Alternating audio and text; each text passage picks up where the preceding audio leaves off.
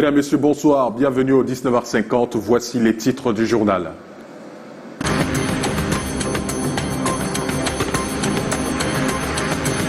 À la une ce soir, le phénomène de kidnapping prend de l'ampleur dans la région de l'Ouest. Les cibles principales sont les personnes du troisième âge. Une opération des forces de l'ordre a conduit à l'arrestation de 6 kidnappeurs présumés, dont la ville de Bafoussam. À Bafoussam, Douala comme à Yaoundé, les préparatifs de la rentrée scolaire s'intensifient. Les parents prennent d'assaut marchés et librairies pour l'achat des fournitures scolaires. Les commerçants en profitent pour faire de bonnes affaires. Et dans l'actualité également, basketball, le Cameroun se rapproche un peu plus des Jeux Olympiques de 2024. Les Lions indomptables ont obtenu leur ticket pour le tournoi de qualification de la compétition après leur victoire face au Sénégal en finale du tournoi pré-olympique Zone Afrique. Voilà pour les titres.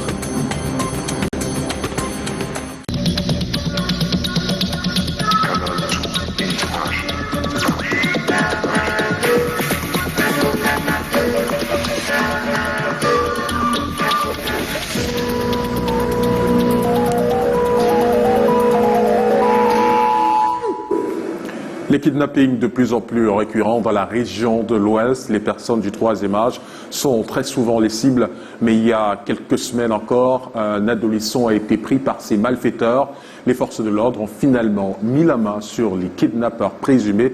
6 au total. Les précisions de notre correspondant Walter Bertrand. Un adolescent de 13 ans, kidnappé par 6 individus cagoulés, a finalement retrouvé ses parents. Ces ravisseurs, 6 kidnappeurs présumés âgés entre 17 et 38 ans, sont quant à eux entre les mains des éléments de la Légion de gendarmerie de l'Ouest. Ils ont conçu, planifié et conduit l'enlèvement de la nommée Ramatou Mohamedou, une fillette âgée de 13 ans, dans leur bergerie au quartier Carrière Bandjoun, dans le département de Konki.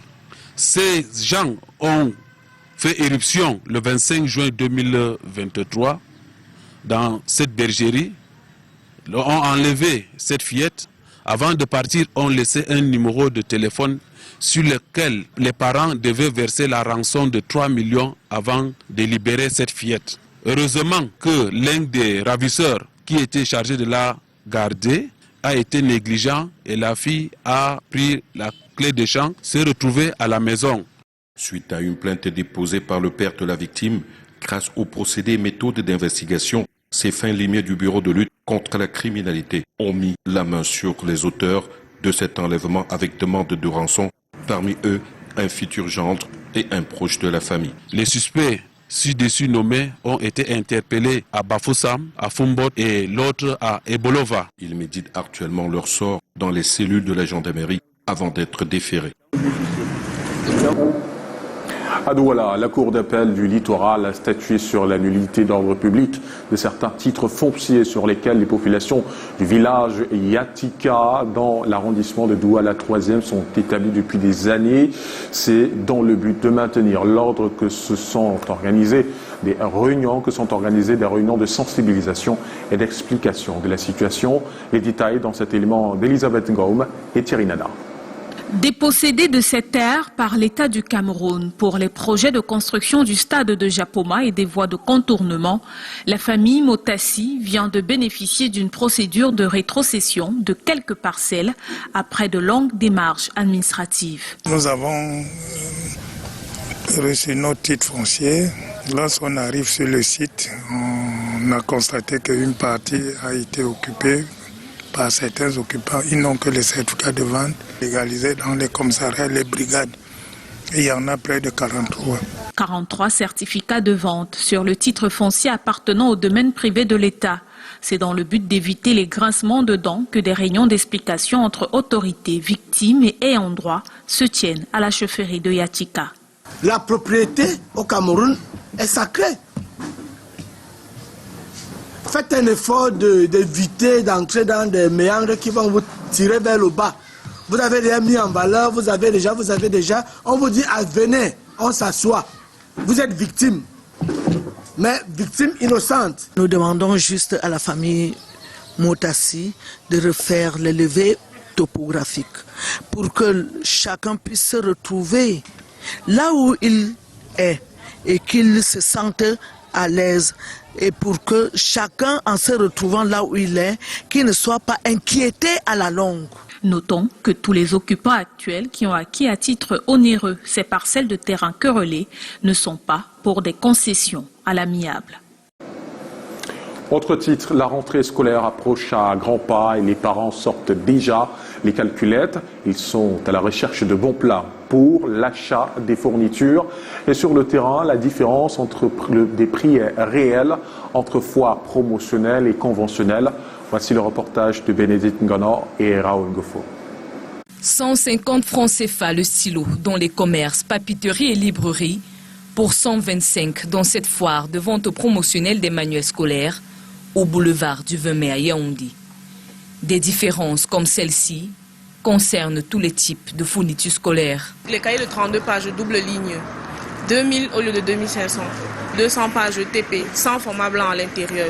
Le paquet de 6 à 4000 au lieu de 6000, 5500. Ses parents ont fleuré la bonne affaire ici, avec les prix homologués par le ministère du Commerce. J'ai acheté tous les livres pour la petite et même autre chose, parce que c'est ça la différence. Et puis il y a aussi l'avantage des prix qui ne sont pas les mêmes que sur le marché. Dans ces hangars à bon plan, des enfants à la recherche de cahiers, livres et autres. Cette initiative vise à desserrer les taux autour des poches des parents. Nous pratiquons vraiment les prix homologués et nous accompagnons. L'État, pas seulement le ministre du Commerce, dans l'esprit de rendre accès facile et au prix aux gens qui n'ont pas assez de moyens de pouvoir se battre et trouver leur compte. Au grand bonheur des bénéficiaires. C'est bien de venir avant. Parce que les gens peut-être qui viendront la semaine prochaine ne vont pas trouver la même chose. Et je bénis le ministre du Commerce pour cette initiative. S'il peut continuer comme ça chaque année et même étendre cela dans toutes les régions du Cameroun. Il y a les pauvres partout. Le syndicat des librairies sélectionné pour participer à ce projet louable du Mine-Commerce qui s'étend jusqu'au 3 septembre prochain entend le pérenniser pour les années à venir. Et dans les marchés, c'est la ruée vers les gadgets et accessoires scolaires. À Douala, les parents font des emplettes malgré le coût élevé des articles. En tout cas, c'est le constat effectué par Titi Frimal et Henri Tina. Sacs, gourdes, gamelles, ardoises et parapluies sont entre autres gadgets à la une dans les marchés à l'aube de la rentrée scolaire. À la douche municipale de Douala, ils sont disponibles en plusieurs variétés, pour toutes les bourses et pour tous les genres. Les produits sont là, c'est là. Moi, ça me plaît en fait, parce que ça a changé. Ce n'est plus comme l'année dernière. Il y a tout. Il y a tous les goûts des enfants, que ce soit des filles ou des garçons, on peut tout trouver. Il y en a pour tous les prix, pour toutes les catégories. En fait, n'importe qui vient au marché, n'importe qui peut quand même trouver son compte au marché. Fortement sollicités par les parents en cette période, ces articles connaissent une hausse au niveau de leur prix, comparativement à l'année dernière. C'est cher, mais on n'a pas le choix en même temps. Il faut faire la rentrée des enfants. Dans l'année-ci, les prix sont plus élevés par rapport à l'année dernière. Les prix des sacs sont plus élevés. Je n'ai pas encore tout pris, j'y vais pas à pas. Parce que si je vais attendre que la rentrée arrive, ça sera pire. Parce que d'ici la semaine prochaine, les choses seront encore plus chères. Un marché de saison dans lequel se lancent de nombreux jeunes, encore en vacances. Je vends les gourdes, les ardoises et les gamelles, c'est périodique. Je le fais à mi-temps. Le matin, je travaille en soirée aux environs de 13h. Je vends au marché. Maintenant, si le marché est un peu dur, mais ça avance doucement. Il faut au moins que on espère qu'au moins à partir de la semaine prochaine, ça peut un peu augmenter pour qu'on puisse un peu vendre. Oui. Voilà, comme ça, on n'a pas qu'à aller avec les sacs comme ça. Il faut que avant la rentrée, qu'on ait déjà fini tout ça. L'échéance approche à grands pas. Elle est prévue exactement le 4 septembre prochain. Et à 10 jours de la clôture des inscriptions sur les listes électorales, les partis politiques mettent les bouchées doubles. Le Parti camerounais pour la réconciliation nationale s'est déployé à Dibombari, dans le département du Mungo. Les militants sont dans une opération de sensibilisation pour inciter les retardataires à intégrer le fichier électoral. Voici le reportage de Devariunda et Luciano Dudunjako. Enrôler le maximum d'électeurs possible au soir du 31 août est l'objectif visé du PCRN. Patrick Obama est le coordonnateur général de la délégation permanente du parti de Cabral-Libye. Depuis ce matin, il sillonne les artères de la ville de Dibombari à l'effet d'encourager les habitants à aller s'inscrire sur les listes électorales. Tu as déjà reçu une carte d'électeur? Déjà. Donc tu gardes bien la carte d'électeur. Ton bureau de vote. À quelques jours de la clôture des inscriptions sur les listes électorales, le parti dit avoir déjà fait inscrire près de 50 000 électeurs sur l'étendue du territoire national. Donc il n'y a pas une distinction de parti politique ici. Il y a encore beaucoup de Camerounais, ils sont des centaines et des milliers dans les domiciles avec des CNI qui n'ont pas de carte d'électeur. À ce jour, à hauteur de pratiquement 50 000 inscrits sur le chiffre national. Nous invitons les populations de Dibombari à voter, à s'inscrire sur les listes électorales afin de voter le jour des scrutins le parti qui leur conviendra. L'arrondissement de Dibombari, rappelons-le, compte plus de 9 178 âmes si l'on s'en tient à l'annuaire des chefferies traditionnelles. Le PCRN voudrait faire inscrire plus de la moitié avant la fin des opérations. En santé, on parle des vacances sans sida. 16 000 personnes sensibilisées sur la corrélation entre cette maladie et la consommation des drogues. Et 1700 autres dépistés contre les maladies et infections sexuellement transmissibles, le VIH spécifiquement, du matériel de protection également distribué. C'est entre autres le travail effectué par les pères éducateurs. Voici le reportage de Karen Mezatiatuya et Michel Foucault. Opération de charme déployée par cette unité mobile. Il faut faire dépister le max de personnes possible contre le VIH en l'occurrence. Convaincu, Jacques se prête à l'exercice. Il est important pour tout citoyen de connaître son statut sérologique. Mais l'adhésion n'est pas toujours aussi prompte. Les pères éducateurs que voici font front à moult difficultés sur le terrain. Beaucoup de femmes entre la tranche de 15 à 25 ans étaient beaucoup plus réticents au niveau du dépistage. Heureusement, ils ont usé du tact et des techniques acquises au cours de leur formation 2 jours avant le lancement de cette opération, le 2 août dernier, pour ratisser large. On a réussi à convaincre la plupart des gens de se faire dépister pour le VIH. C'est donc un résultat positif qu'enregistre la team en poste au marché Ligidjo à Yaoundé à quelques jours de la fin de cette campagne. Nous sommes déjà à plus de 1000 personnes dépistées et nous avons aussi les cas positifs. On lit le patient directement dans une fossa pour qu'il puisse suivre son traitement.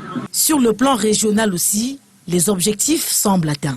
Actuellement, ces enfants ont sensibilisé environ 16 000 personnes. Nous avons également distribué le matériel de sensibilisation, environ 1300 préservatifs féminins et 7000 préservatifs masculins. Nous sommes à peu près à 80% de l'atteinte de nos objectifs pour cette campagne Vacances sans sida. Ces signaux présagent également une satisfaction à l'échelle nationale de cette 21e édition de Vacances sans sida. L'impact qu'a la première dame Chantal Biya dans la lutte contre la pandémie du siècle, à travers Synergies africaines contre le sida et les souffrances, se fait sentir. 20 ans d'engagement salués par le gouvernement et les artistes qui joignent leur voix à ce combat de l'épouse du chef de l'État. Et dans la suite du 19h50, regardons ce que prévoit le menu. La réalité du chemin de fer des parlementaires s'en imprègne depuis plusieurs semaines. Après le centre, le littoral, ils vont prendre la direction de l'Adamawa. Et le basketball, les Lions obtiennent leur billet de participation au tournoi de qualification des Jeux Olympiques de Paris 2024. Une commission des parlementaires qui parcourt depuis quelques semaines les chemins de fer du pays. La mission qui était dans le littoral se rendra dans la Damawa, mais ce week-end, les députés ont touché du doigt la réalité du chemin de fer de Yaoundé-Mbadjok. Dans le centre, les installations ont été inspectées et des échanges ont eu lieu avec les responsables de la Camraille et les porte-paroles des employés qui se disent inquiets face aux changements annoncés. Joël Diom 3 et Raoul Goufo en reportage. La loi numéro 2023/010 du 25 juillet 2023 apporte des changements notoires dans le secteur ferroviaire au Cameroun. Désormais, l'exploitation du service de transport ferroviaire et la gestion de l'infrastructure sont séparés. L'État assurera le patrimoine ferroviaire par une structure distincte, ce qui a poussé une commission parlementaire à descendre sur les rails pour toucher du doigt la réalité, mais aussi savoir comment les changements devant intervenir suite à la nouvelle loi vont se faire. Après Douala, ce 19 août 2023, les représentants du peuple quittent Yaoundé pour Mbandjok. Une halte est observée et la voie ferroviaire passée au crible. Aujourd'hui, il faut se rassurer seulement qu'avec les nouvelles dispositions de la loi, ces investissements puissent davantage être mis en place pour que le train continue à rouler normalement. Toujours selon la nouvelle loi, une partie des employés de l'actuelle entreprise à qui incombe le transport ferroviaire sera reversée dans une société de patrimoine, ce qui inquiète les travailleurs. Les gens ne travaillent plus en paix parce qu'on ne sait pas ce qui partira, qui ne partira pas.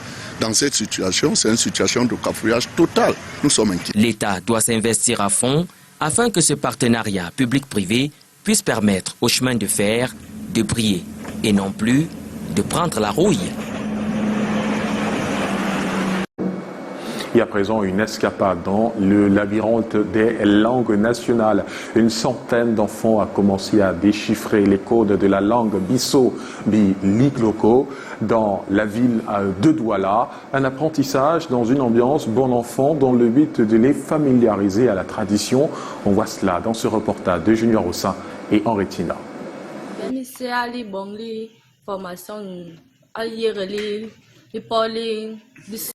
Traduction. Je disais que j'étais fière de suivre cette formation pour pouvoir parler avec nos proches à la maison, nos parents et nos grands-parents. De nombreux autres jeunes, comme ces jeunes filles, prennent des cours de langue nationale. Ils sont à l'apprentissage de la langue Mbissor, Mbilikor. Je parle. Ma.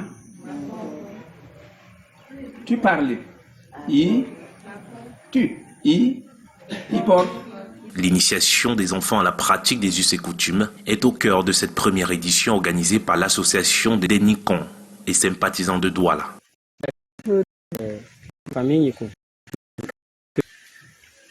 Les enfants qui sont en ligne, ils sont nés en ligne, mais qui permettent d'aller les retours. Cette initiation à la langue maternelle porte sur plusieurs modules pour comprendre le bien fondé de son utilisation. Dans un jour venir, lorsque tout le monde sera au courant qu'à Douala, les enfants s'expriment déjà bien en Bissau, vraiment, les prochaines éditions, nous aurons beaucoup de personnes. C'est une vingtaine de jeunes de l'arrondissement de Nianon qui a bénéficié de cet atelier avec comme bonus des parchemins de fin de formation.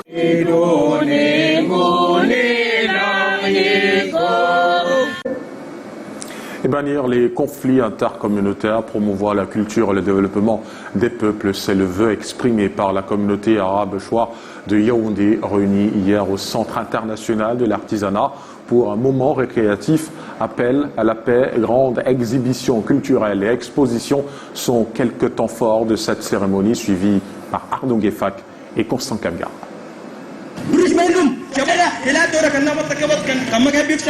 Dans le jeu des initiés, le quotidien d'une vie d'arabe Choua, des rives du fleuve Chari, transposé à Yaoundé par un sketch circonstanciel. Les chameaux, comme là-bas, font partie du décor présentiel. Sur la scène, la danse Banzaga rappelle les moments festifs de la communauté. Ici, on révèle la culture. Notre culture est ignorée. Et le mot essentiel, c'est la sensibilisation et le recensement de notre communauté qui est ici éparpillée. L'esplanade du Centre international de l'artisanat de Yaoundé est bondée de monde. Par cette procession, avec des femmes en première ligne, on signe la sacralité et la solennité du moment. L'honneur ici revient au président national de l'ACACHOA, l'association culturelle arabe Choua. À ses pieds, ce dispositif traditionnel porte à la fois protection, bénédiction et appel à la paix. Mais en fond, il y a un message redondant. Vivre ensemble, résoudre les conflits que nous vivons, que notre communauté est en train de vivre, c'est ça en fait le message que nous voulons passer. Pour poursuivre cet objectif et assurer la pérennisation des acquis, le bureau de la communauté arabe Choua de Yaoundé est installé.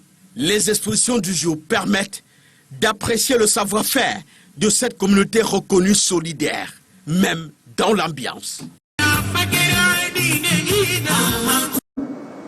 Du sport à présent, volleyball féminin et demain les quarts de finale du championnat d'Afrique. Ce lundi était jour de repos général pour les équipes, mais il n'y avait pas de temps mort au palais polyvalent des sports de Yaoundé. Le public a pu revisiter les grands moments de l'histoire du volleyball camerounais depuis sa création. C'est à travers une grande exposition photo organisée par la Fédération camerounaise de volleyball. Le reportage de Daniel Anissé-Boudjé et Michel Foucault. Le couloir VIP du Palais des Sports de Yaoundé, verni aux couleurs du volley ce lundi. Sur ces photos est retracée l'évolution du volleyball camerounais depuis 1960. Le championnat local, les grandes expéditions, mais surtout les grandes victoires des différentes sélections nationales aux compétitions internationales. Sans oublier quelques grands noms, Charlie Chikanda, Adoum Garoua, Sylvie Tchale. C'est énorme, une émotion énorme. Pour savoir qu'après, j'ai 61 ans aujourd'hui, qu'il y a eu des archives. Là, je retrouve mon année avec Charlie Chikanda. En 1970, je jouais encore les pieds nus. Nous jouions pieds nus. Elle a joué aux côtés de Ruth Diboué, première professionnelle camerounaise de volley. C'est tout ému que l'ancienne athlète, aujourd'hui entraîneur international, découvre cette photo d'elle en action sur le Taraflex dans les années 2000. J'ai pratiquement eu une larme. C'est des souvenirs magnifiques. C'est très très émouvant. Je suis très très heureuse. Mais félicitations à la personne qui a eu cette idée. C'est magnifique. Ce vernissage, la veille des quarts de finale du 21e championnat d'Afrique des Nations de volleyball dames, est pour le président de la Fédération camerounaise de volley un devoir de mémoire envers les précurseurs de cette discipline au Cameroun. Nous avons le devoir, nous avons l'obligation de restituer et de remettre à César ce qui appartient à César. Nous ne sortons pas de nulle part. Nous avons une essence. Cette journée de repos est aussi une occasion pour la Fédération de démontrer l'hospitalité camerounaise. Au cours d'une réunion d'échange, des cadeaux souvenirs sont remis aux membres du comité de contrôle issus de diverses délégations étrangères, également aux arbitres internationaux. Une innovation. Et vous avez l'habitude de regarder des matchs de volleyball à la télévision, mais connaissez-vous les principes qui régissent cette discipline sportive? Tout savoir sur la pratique du volleyball dans ce reportage de Daniel Anissé-Boudjé.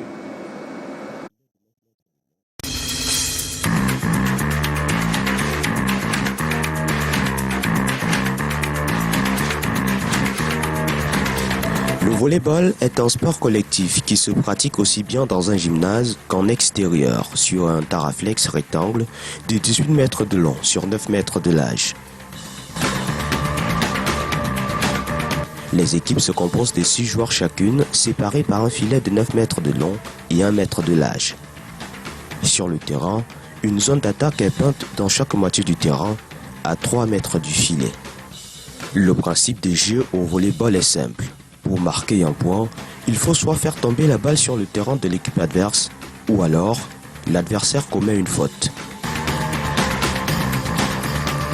La première équipe a marqué 25 points avec un écart minimum de 2 points remporte un set.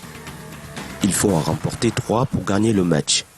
Seulement, dans le cas d'un score à 2 sets partout, les équipes jouent un 5e set décisif et la première à marquer 15 points gagne le match.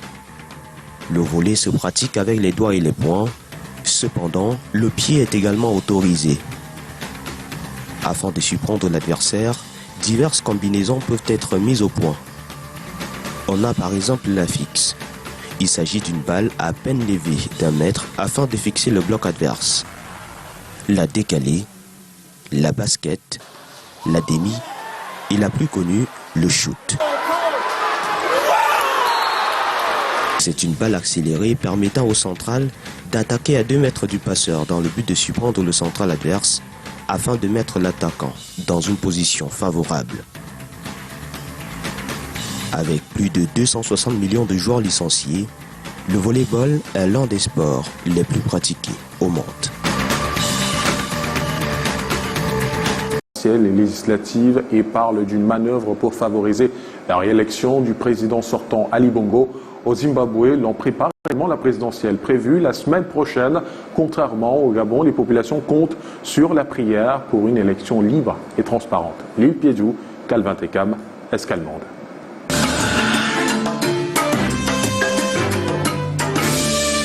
La principale coalition de l'opposition au Gabon appelle ses partisans à ignorer les législatives qui se tiendront le même jour que l'élection présidentielle, le 26 août prochain. En ce moment, la jeunesse gabonaise, elle est très déçue parce qu'en 2009, quand le président Ali Bongo arrive au pouvoir, il nous donne un espoir.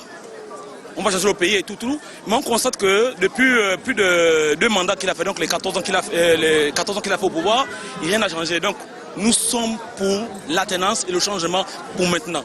Les leaders de la plateforme Alternance 2023, avec pour candidat consensuel Albert Ondo Ossa, accusent le pouvoir d'avoir instauré au dernier moment un bulletin de vote unique pour la présidentielle et les législatives. Que tous on constate dans les urnes, le changement du Gabon se situe là. Prenez vos sandwichs. Allez-y dormir, c'est le fou. Ne quittez pas les bureaux de vote. Sécurisez votre vote. Albert Ondo Ossa, un indépendant, ne représente aucun parti politique et il n'aura donc pas de candidat pour les législatives. Sur son bulletin, ce qui obligera l'électeur qui choisit de voter pour lui à l'élection présidentielle de renoncer à voter pour un député. L'opposition dénonce cependant un bulletin unique, bafouant ainsi la liberté de vote et la séparation de pouvoir. À une semaine seulement du scrutin, Alternance 2023 se retrouve face au président sortant Ali Bongo, 14 ans au pouvoir, qui mène une intense campagne très médiatisée avec d'énormes moyens financiers.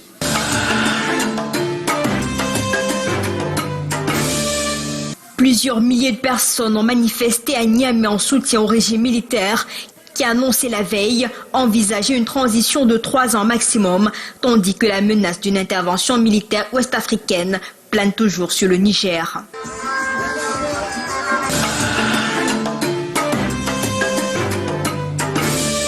Les Zimbabwéens étaient à l'église pour prier pour la paix alors que les élections générales approchent dans le pays d'Afrique australe. Selon ce fidèle de la cathédrale Barre Gospel Fire, la prière est la plus importante. Le Zimbabwe a une longue histoire d'élections contestées et entachées de violence et certains craignent une répétition de 2018 lorsque l'armée a ouvert le feu sur des manifestants de l'opposition, tuant 6 personnes.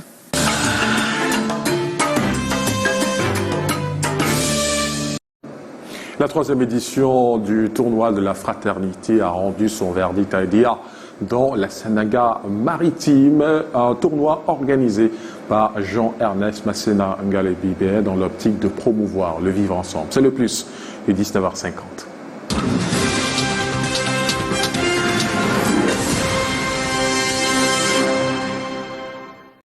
La 3e édition du tournoi de la fraternité de la Sanaga maritime, samedi 19 août au stade municipal de Déa. À l'affiche, Edea premier contre Ngwei. Les différents footballeurs venus des 11 arrondissements du département de la Sanaga maritime, pendant plusieurs jours, ont contribué au renforcement des liens humains et à valoriser les valeurs du fair play, l'entraide, le vivre ensemble, des valeurs si chères aux promoteurs de ce tournoi. Le ministre Jean-Ernest Masséna Ngalé-Bibé. L'idée, mesdames et messieurs, de regrouper dans ce tournoi des jeunes de divers horizons, venant de tous les arrondissements de notre département, leur permet d'apprendre à mieux se connaître et leur procure en même temps une douce et saine émulation sans créer de rivalité. Au sein de notre fondation, tournoi rehaussé ici par la présence des anciens lions indomptables tels que Bernard Chutan, Bill Chato, Rigobert Sombaranak, Roger Mila, Joseph Antoun et le gouverneur Samuel Etofis, président de la FECA Foot. Sécurité. Et si vous avez la chance de faire du football de haut niveau, bah allez-y, mais je pense que l'école est très importante aussi. Et je pense que c'est toujours dans la continuité et on est satisfait d'être là et de mettre l'ambiance et le vivre ensemble. Dans cette ambiance bon enfant, Edea premier conserve son titre à l'épreuve des tirs au but en atomisant son adversaire Ngwei sous le score de 3-2.